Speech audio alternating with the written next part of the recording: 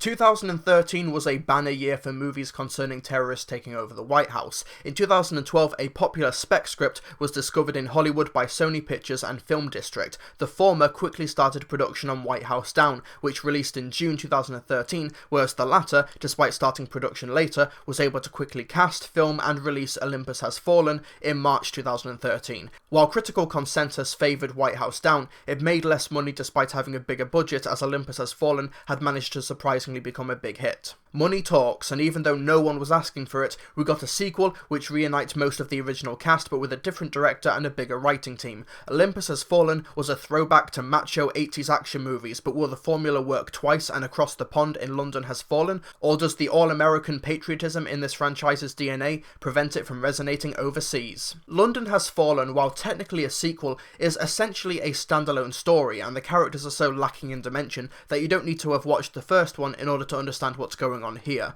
In fact, the characters and plot are so simplistic, I can't even begin to fathom why this movie needed 4 screenwriters. While Olympus Has Fallen was jingoistic and stupid, London Has Fallen, over the course of the movie, reveals itself to be much more mean-spirited, openly xenophobic, and so utterly lacking in nuance to communicate its political message. The movie opens with innocent people being killed in a drone strike in Pakistan. In retaliation, local arms dealer Amir Bakawi plans an elaborate terrorist attack by assassinating the UK Prime Minister and using the funeral as a means to gather all the world leaders together to kill all of them. Now, obviously, Amir Bakawi is a terrorist leader and his actions should be completely condemned, but London Has Fallen fails to realise that it was the US drone strikes that prompted this retaliation in the first place. Normally, the best way to find out if your movie's moral compass is on the correct path is by having second opinions and others work on the writing process. However, with a writing team of 4, it's clear that London Has Fallen was creatively fueled by a hate-filled, xenophobic echo chamber. It's like the movie was written by a group of 15-year-olds who spend all day trolling YouTube comments. The terrorists infiltrate the UK police and emergency services, and it's hard not to feel uncomfortable when the attack starts and you see the police unmask themselves, and 90% of them are dark-skinned and bearded. In this current cultural climate, to present the real enemy of the movie to be Middle Easterns in a position of authority,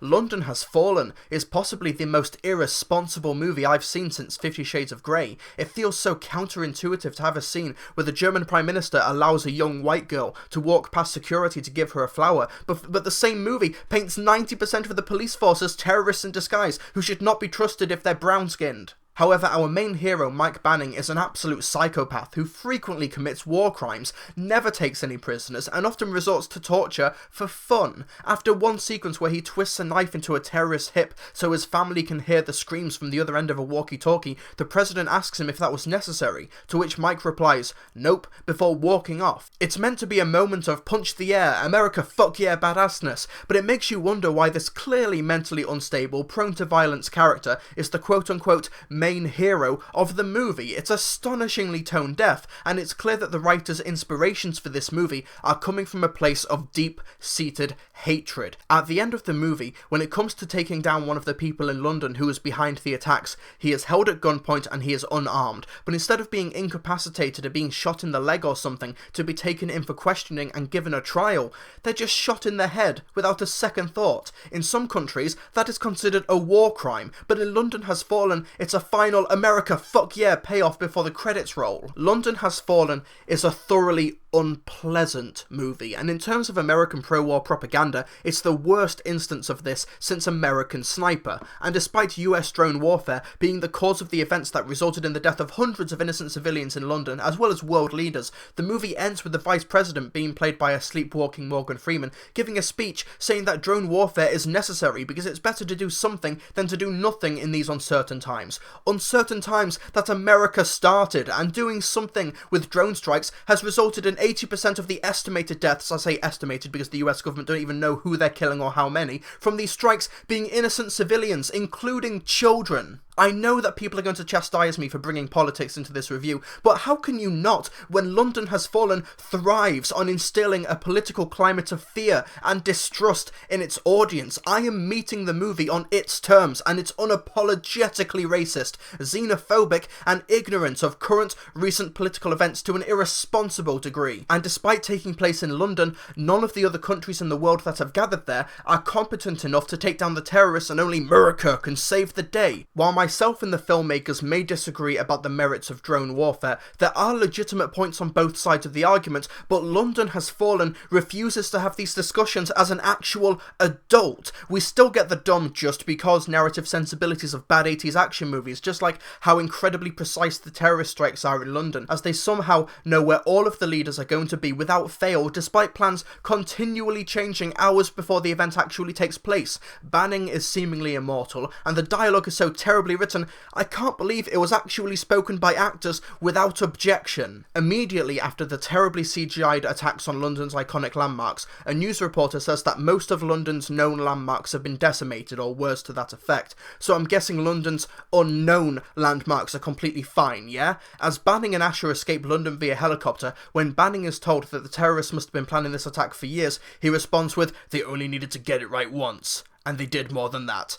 Fucking what? Are there more attacks that they did that no one else knows about? This movie had 4 writers who actually got paid for this fucking nonsense. Performance-wise, Aaron Eckhart is the standout, but that's only because he actually gets something to do in this movie other than be handcuffed to a radiator. Morgan Freeman phones it in, and I don't actually think he shares the screen with any of the main characters. He does have a body double in the credits, so that makes sense. And Gerald Butler? Yeah, he's right for the role and he's absolutely up for everything that's thrown at him, but he approaches the character with such a ferocity that it just further solidifies that Mike Banning is an absolute nutcase. When your hero is more despicable and blood-hungry than the terrorists he's supposed to be fighting, something has gone wrong there. Production-wise, the on-location work in London is effective, and thankfully once the attacks happen, the citizens hide inside their homes instead of becoming collateral damage on the streets, because that would be bad, but collateral damage from US drone strikes is okay, according to this movie. However, the money shots, quote-unquote, of London landmarks being destroyed are absolutely terrible. The first explosion that happens in the middle of a street looks like it was a stock footage explosion pasted on top of the footage through Windows Movie Maker. The stock footage is excessive and obvious, the green screen work is hackneyed, there's a terrible helicopter crash, and the production values might have been considered lower tier in 2006, but in 2016 it's inexcusably shoddy. However, I will give mad props to the stunt team and the stunt drivers, as there are some really cool moments that showcase their talents in London Has Fallen, but the MVP of this movie is whoever was the camera operator during a faux single-shot action set piece near the end of the movie, and how he jumped into a building with Gerald Butler or his stuntman. That shot was pretty awesome, and is literally the only thing of note in London Has Fallen, because the music, makeup and editing really don't hold up under scrutiny. It almost makes me want to give this movie a slightly higher rating than I'm about to, and then I realised that London Has Fallen is hate-filled, pro-America xenophobic propaganda, and then I come right down to earth. So after all of that, you know what, real talk here, I'm not saying that movies can't support ideologies that I disagree with. Of course not, that would be stupid. That's the great thing about movies, because they allow storytellers from different walks of life, from different ideologies, to communicate with large audiences and portray their stories. However, with that ability must come a form of responsibility. When a movie comes out and frames 90% of the London police force as undercover Middle Eastern terrorists, promotes drone strikes with zero political frame of reference,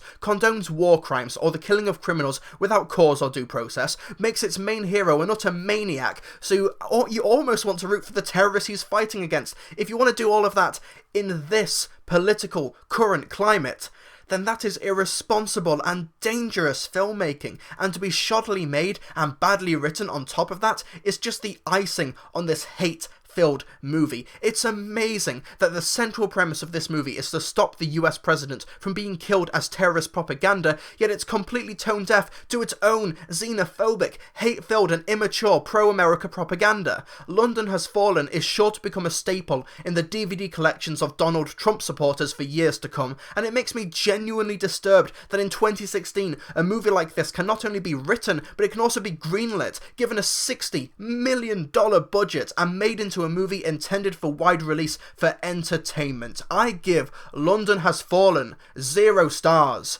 out of 5. Make no mistake, we will find you, and we will destroy you. Hello everyone, thanks for listening to my review. You can find these reviews a day or two early on my website, www.trilbee.com, so be sure to visit there where you can find a written version and other written content. But more importantly, what did you think of the film? Be sure to let me know in the comment section below. Be sure to subscribe for more movie related analysis. Be sure to hit that like button because that really helps me out, and you can support my content through Patreon and also get your name in the credits with these other lovely people and get exclusive perks and updates. I'll see you folks next time.